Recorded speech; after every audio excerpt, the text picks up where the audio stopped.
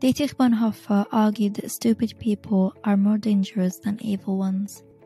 Born in Germany at a time where darkness reigned supreme and Nazism held the country in a tight grip, Dietrich Bonhoeffer, a Lutheran pastor, was vocal about his opposition to the Nazi regime.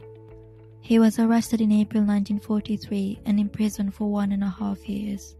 He was later transferred to Flossenburg concentration camp, where he died due to his alleged involvement in a plot against Adolf Hitler. During his time in prison, Bonhoeffer thought about the root cause that led Germany to such a destructive path and came to the conclusion that stupidity was the culprit. According to Bonhoeffer, stupidity is a more dangerous enemy of the good than malice. One may protest against evil, it can be exposed and if need be prevented by use of force, but against stupidity we are defenseless. Neither protest nor the use of force accomplish anything here. Reasons fall on deaf ears and facts that contradict one's preconception are just pushed aside as inconsequential. In all these, the stupid person, in contrast to the malicious one, is utterly self-satisfied and becomes dangerous by going on the attack. For that reason, greater caution is needed when dealing with stupidity.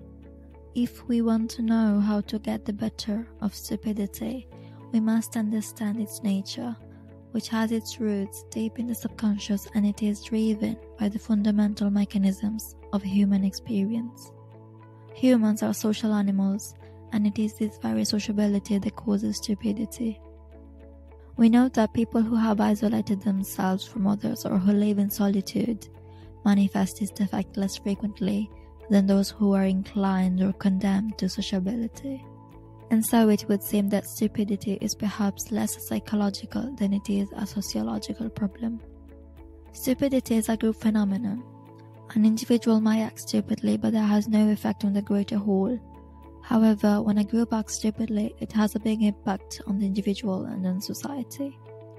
When information is scarce, doing what others are doing is probably the best course of action. Unfortunately, this doesn't always work. In some cases, it can lead to unwanted results. Herd behavior is a major cause of stupidity. Numerous scientific studies have shown how individual human beings can be induced by the crowd to take positions contrary to all logic. It becomes apparent that every strong upsurge of power in the public sphere, be it of a political or of a religious nature, infects a large part of humankind with stupidity. The power of the one needs the stupidity of the other. The process at work here is not that particular human capacities such as intellect suddenly fail. Instead, it seems that under the overwhelming impact of rising power, humans are deprived of their inner independence, and more or less consciously give up establishing an autonomous position toward the emerging circumstances. The fact that the stupid person is often stubborn must not blind us to the fact that he is not independent. In conversation with him, one might feel like he is not dealing with a person, but with slogans, catchwords, and the like that have taken possession of him. He is under a spell, blinded, misused, and abused in his very being. Having thus become a mindless tool, the stupid person will also be capable of any evil, and at the same time incapable of seeing that it is evil.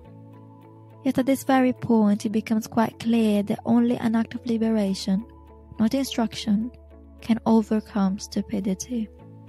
Here we must come to terms with the fact that in most cases, a genuine internal liberation becomes possible only when external liberation has preceded it.